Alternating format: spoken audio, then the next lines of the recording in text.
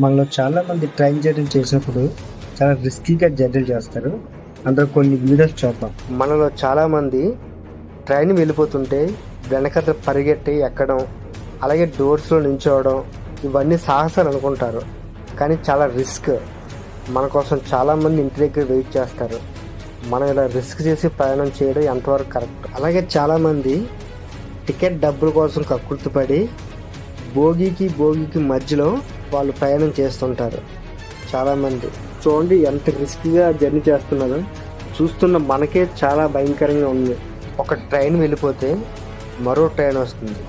అదే ఒక జీవితం పోతే అదే నీకు చివరి అవకాశం. అలాగే మనం రోజు కొన్ని వందల రూపాయలు ఖర్చు పెడుతుంటాం వృధాగా. టికెట్ కొనలేని పరిస్థితి కాదు ఉంది. టికెట్ కొని సాఫీగా ప్రయాణం చేయడానికి ట్రై చేద్దాం. మన కోసం మన వాళ్ళు ఇంటి దగ్గర ఎదురు చూస్తూ ఉంటారు. మన ప్రాణం పోతే వాళ్ళు రోడ్డు మీదకు వస్తారు.